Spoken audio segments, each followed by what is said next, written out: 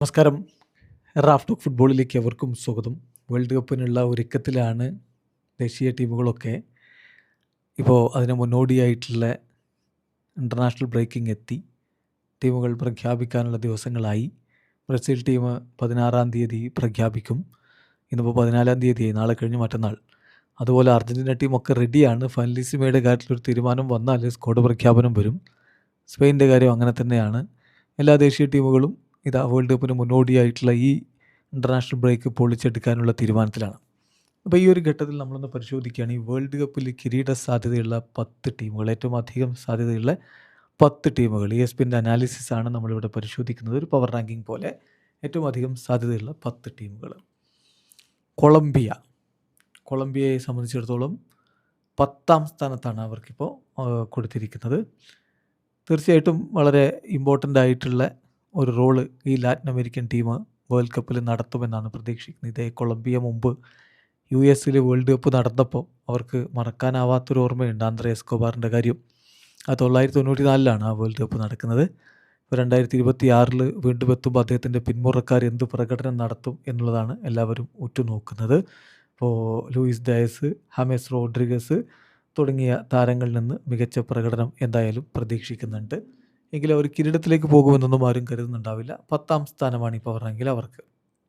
9ാം സ്ഥാനത്താണ് മൊറോക്കോ.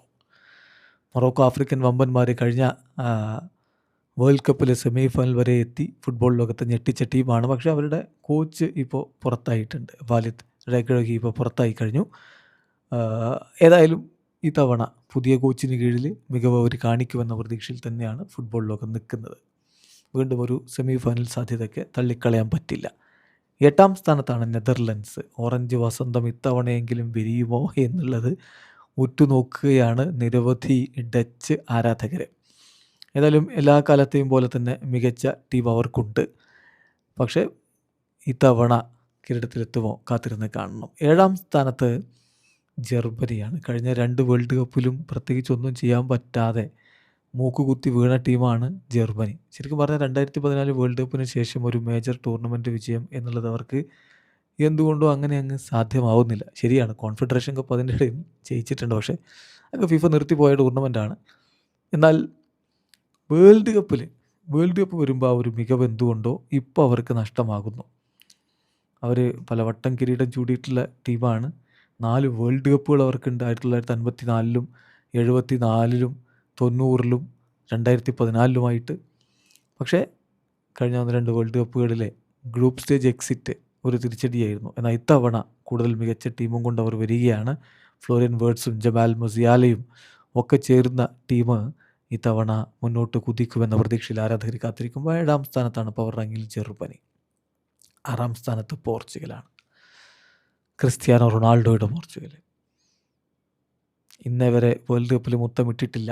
എന്നാൽ CR7 ഈ അവസാന വേൾഡ് കപ്പിൽ, അദ്ദേഹത്തിൻ്റെ അവസാന വേൾഡ് കപ്പായിരിക്കും, ഇനിയിപ്പോൾ മുന്നോട്ട് പോകില്ലല്ലോ, അങ്ങനെ ആരും കരുതുന്നില്ല. അപ്പോൾ ഈ അവസാന വേൾഡ് കപ്പിൽ മുത്തമിടാൻ പറ്റുമോ CR7 എന്നുള്ളത് തന്നെയാണ് ഏറ്റവും പ്രധാനപ്പെട്ട ചോദ്യം. ഒരു പിടി സൂപ്പർ താരങ്ങൾ അവർക്കുണ്ട്. ബ്രൂണോ ഫെർണാണ്ടസും റാഫേൽ ലിയാവോയും വിറ്റീഞ്ഞയും റൂബൻ നവസും റൂബൻ ഡയസും ന്യൂനോ മെൻഡസും ഒക്കെ ചേരുമ്പോൾ അതിശക്തമായ ടീമുണ്ട്.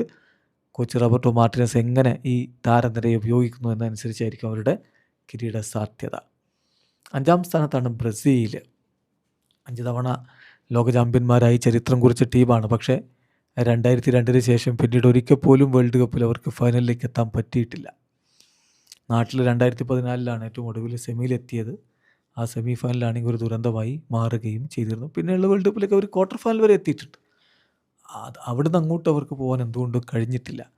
ഇത്തവണ കാർലോ അഞ്ചലോട്ടിയുടെ കീഴിൽ അതിന് സാധിക്കുമെന്ന പ്രതീക്ഷയിലാണ് ആരാധകർ. റോഡ്രിഗോ പരിക്കേറ്റ് പുറത്തായി. നെയ്മർ പരിക്കിൻ്റെ പിടിയിൽ പെട്ട് ഉലയുകയാണ്. എന്നാലും റാഫിഞ്ഞയും വിനി ജൂനിയറും ഗബ്രിയേലും ആലിസണും ഒക്കെ അടങ്ങുന്ന ടീം ഇപ്പോഴും കരുത്തുറ്റ ടീം തന്നെയാണ്. അവരുടെ കിരീട സാധ്യത സ്വപ്നം കാണുന്ന നിരവധി പേരുണ്ട്. ഏതായാലും പവർ റാങ്കിൽ അവർ 5ാം സ്ഥാനത്താണ്. പിന്നെ 4ാം സ്ഥാനത്ത് ഇംഗ്ലണ്ടാണ്. ഇംഗ്ലണ്ടിനെ സംബന്ധിച്ചിടത്തോളം ഇപ്പം മിന്നും ഫോമിലാണ്. അവരുടെ കോച്ച് തോമസ് ടൂഷൽ അവരെ വേറെ ലെവൽ ടീമാക്കി മാറ്റിയിട്ടുണ്ട്. അല്ലെങ്കിൽ എല്ലായ്പ്പോഴും അവർ വേറെ ലെവൽ ടീമും കൊണ്ട് തന്നെയാണ് വേൾഡ് കപ്പിന് വരിക. എന്തുകൊണ്ടോ അവസാന കടമ്പയിൽ തട്ടിയൊക്കെ അവർ വീഴാറുണ്ട്. ഇത്തവണ ഹാരി കെയ്നും ബുക്കായോ സാക്കയും ഡെക്ലൻ റൈസും ഒക്കെ ചേരുന്ന ടീമിന് മിന്നും പ്രകടനം നടത്താൻ പറ്റുമെന്ന പ്രതീക്ഷയിലാണ് ആരാധകർ. 4-ാം സ്ഥാനത്താണ് അവർ പവർ റാങ്കിങ്ങിലെങ്കിൽ 3-ാം സ്ഥാനത്താണ് അർജൻറ്റീന. ഒരിക്കൽ കൂടി അവർ ലോകം കീഴടക്കുമെന്നുള്ളതാണ് കണ്ടറിയേണ്ടത്. ബാക്ക് ടു ബാക്ക് കിരീടങ്ങളുമായിട്ട് ലിയോ മെസ്സി ബൂട്ടഴിക്കുമോ? മെസ്സി തന്നെയാണ് അവരുടെ വജ്രായുധം, അക്കാര്യത്തിൽ തർക്കമൊന്നുമില്ല. പിന്നെ ലൗട്രോ മാർട്ടിനസിന് പരിക്കാണ്. വേൾഡ് കപ്പ് ആകുമ്പോഴേക്കും ഫിറ്റ് ആകുമെന്ന് പ്രതീക്ഷിക്കാം. ഹൂലിയൻ ആൽവാരസ് ഉണ്ട്. അങ്ങനെ മുന്നേറ്റ നിരയിലൊക്കെ മികച്ച താരങ്ങളുണ്ട്. ഏതാണ്ട് ടീമിൻ്റെ കോർ എന്ന് പറഞ്ഞാൽ കഴിഞ്ഞ വേൾഡ് കപ്പ് ജയിച്ച ടീം തന്നെയാണ് കോർ. പിന്നെ കുറച്ച് യുവതാരങ്ങൾ കൂടി ആഡ് ചെയ്തിട്ടുണ്ട്. സാധ്യത കൽപ്പിക്കപ്പെടുന്നു വേൾഡ് കപ്പിനുള്ള കിരീട സാധ്യതയിൽ അവർ 3-ാം സ്ഥാനത്ത് വരുമ്പോൾ 2-ാം സ്ഥാനത്ത് ഫ്രാൻസാണ്. ഫ്രാൻസ് എന്തൊരു ടീമാണ്, എന്തൊരു പ്രകടനമാണ് അവരിപ്പോൾ നടത്തിക്കൊണ്ടിരിക്കുന്നത്.